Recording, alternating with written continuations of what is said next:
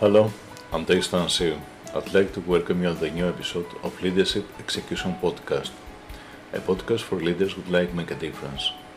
My goal is to inspire you to take the initiative, to change what no longer works, and to provide you with the necessary strategies, approaches, and tools to achieve that.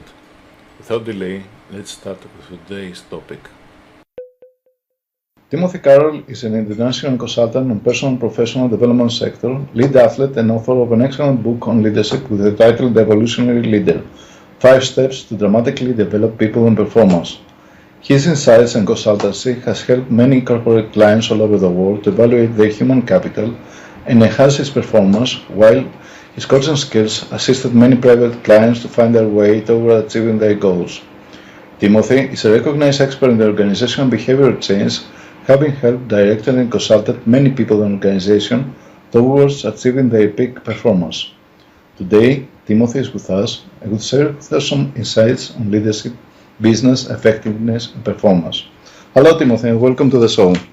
Thanks, Takis. Great to be here. Really looking forward to talking with you today. Thank you very much, Timothy. First of all, I'd like to ask you who Timothy Caroll is and how do you have started to look on leadership and focus on it?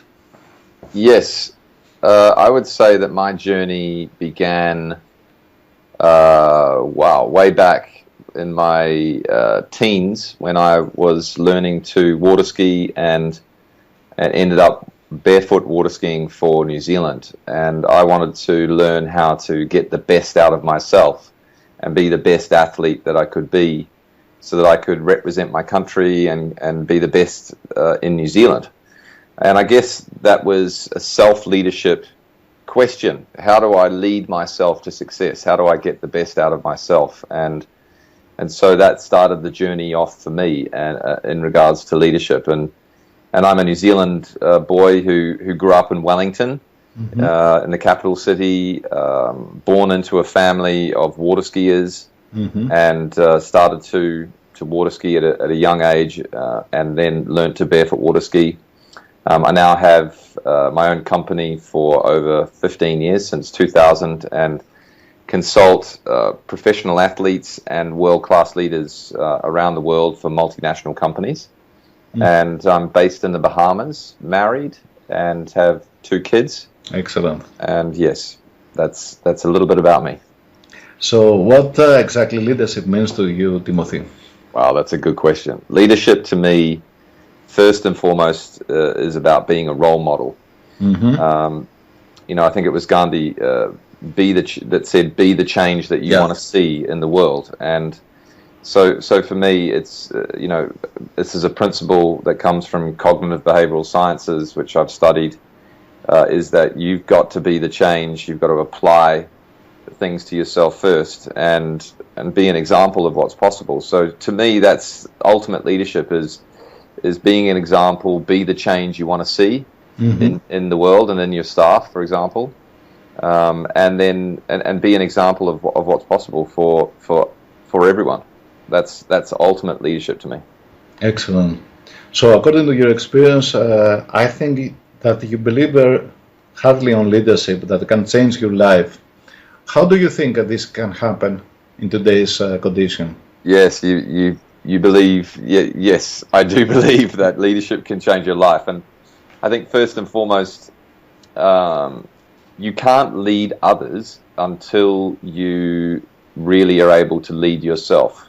Yeah. Great. And so the principle of leading self first changes your life. If you lead yourself well and you get the best out of yourself, then you can achieve whatever you put your heart and mind into. So first and foremost, it's leading self. Second, I think if you're leading others, you can change their life. People don't really care what you say until they know that you care. They don't care what you know until they know that you care. So, great leaders care, and they show that they care, and they take care of others. They pay attention, yes, of course. Yes, and they take care of others, and they make sure that others are, getting the best out of themselves, achieving their goals, doing what they're passionate about. So a good leader will change your life. He or she will keep you on track making sure that you are doing what you love and doing what you're good at. And so I think, leadership definitely changes people's lives, and I know of some leaders that I've worked with in the past that have definitely had a massive impact on me. So, and I'm sure the listeners here today can think of leaders that have had impacts on them as well. Well, for me, basically, leadership is about transformation. You transform the lives of a person toward the direction he or she wants to direct to, and Correct. That it brings me to my next question. That it is a lot of readers. What are the role as a leader? I mean, you have a family, and you are an active sportsman, an athlete, a consultant, a writer, a blogger, and many other things. How do you find time to keep up with all of these things, living the life you have, and leading in the business you have? Yes, I think it's a journey. Life is a journey, and you have ups and downs, and that's inevitable and part of life. With whatever role that you're playing, you're going to have challenges to break through. And I think one of the books that's really impacted me, Phil Jackson, the coach of the Chicago Bulls and LA Lakers, he recommended a book in one of his books, The 11 Rings, called The Zen Leader, by John Hyder. And in that book, it's the Tao of Leadership. Sorry, it's called the Tao of Leadership. And The Zen Leader is another book which I've read, which is very good. But the Tao of Leadership is basically the principles of the Tao, which is one of the oldest books coming out of China, written by Lao Tzu. And this book is very, very simple, very powerful in regards to helping people to stay in balance and lead groups. And I think the key word there is balance. You've got to make balance one of your top values, one of your top principles, and keep your priorities. If you're too focused on work, then you're going to lose balance with your family. If you're too focused on your family, you're going to lose balance with your work. And if you're not focused on your health, then that can be detrimental to the performance of yourself and your company and happiness in the family. So balance between the things that are important to you in life has to be your number one goal, I believe. And that is very high on my list, right up there. Excellent. Yeah. Excellent. And talking about books, I'd like to ask what the Evolutionary Leader is and why you have written it. Yes. The Evolutionary Leader is a book that is about transformation. It's about helping leaders, existing leaders and potential leaders to understand how they work as a human being, and empower them to transform themselves into the best person, the best leader, the best mum, the best dad that they can be, and support them in being all that they can be. So it helps the reader to learn about the mind and how to master that, to learn about our emotions and how to master those, to learn about the physical body and our health and how to keep that in balance. And most importantly, I believe, and one of the biggest things that I've learned in my career is how to switch off your mind, to go into that place where professional athletes go, where there's no thought, no mind, just being in the now, being present, and executing what you're doing. Essentially getting out of the way of yourself. That's what I like to call it, is that you stop minding and get out of the way of yourself, and performance naturally happens and happiness naturally occurs. So this is called the zone or the flow in sports psychology. And it's something that I think is very important for leaders to learn. So I've included techniques in the book of how to still your mind, stop your thinking, and be present, be in the now. Yeah, it is an excellent book in any case because it reminds me a lot. I have a small experience in martial arts, and it reminds me in your book a lot of katas, which is practices until you need something to be done. And I think your book is an excellent manual on that. but Thank you. it does not reflect your own, just your own path or your present status. It is rather a description of a course of action for anyone to follow, I think. It has valuable lesson for everyone if he wants to commit it on that path. Yes, I would agree with that. It is, I would say, a workbook which gives practical tools to people on to help them to master themselves and evolve their consciousness and their thinking and ability to not think, so that they can lead themselves, get the best out of themselves, perform to their potential, perhaps even exceed what they think they can achieve. And that's what it's all about, empowerment, to help people evolve. Excellent. So if you could give only one piece of advice to a person who would like to embrace the principle you described out of your book, what that would be? One piece of advice. It's a good question. I think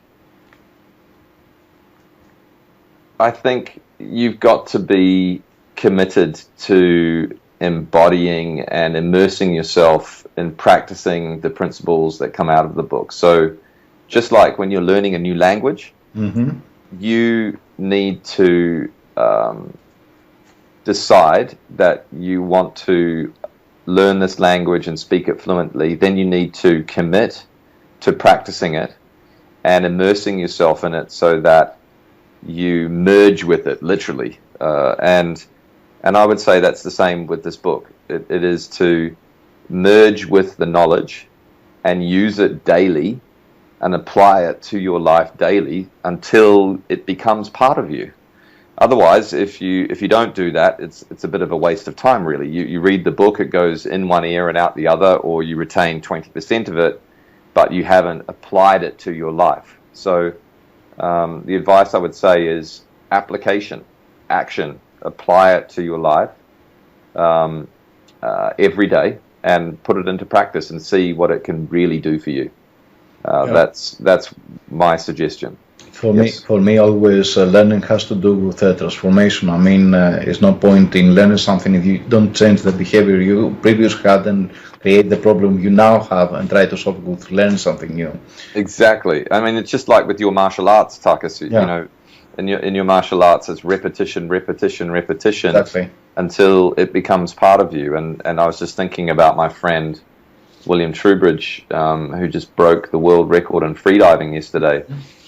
You know, he dived to 102 meters unassisted on one breath.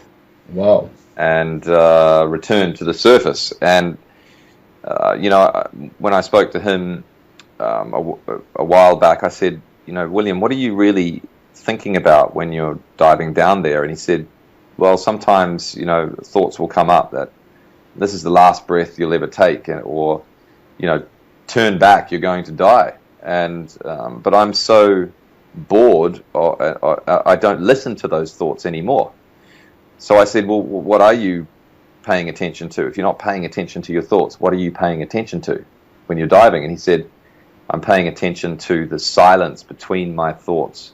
And the deeper that I can dive into that silence, the deeper that I can dive into the ocean and return again. And that's been my experience with top-end leaders or top-end athletes or top-end martial artists or musicians.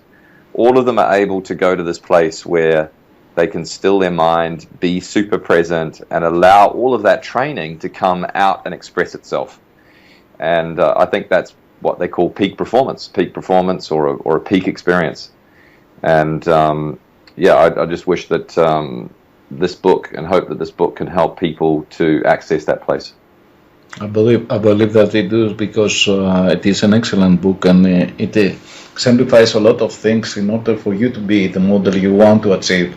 And I think this is the power and the strength of this book. It's not just a common leadership book that provides some theoretical framework for you to follow. It is something actionable you can use in everyday life. And as you said, if you practice all the time, you're going to achieve something. Yes. And this is the context, the book provides the context for you to achieve that. Definitely. Thank you, Takis. That's excellent. Lovely thoughts, lovely words. For the interview, Timothy. You're very welcome. Thank you. I know I don't have too many questions, or rather, I have too many questions, but I don't have the time. Yeah. No, I appreciate your time, Takis. It's been a pleasure, and I look forward to staying in touch with you.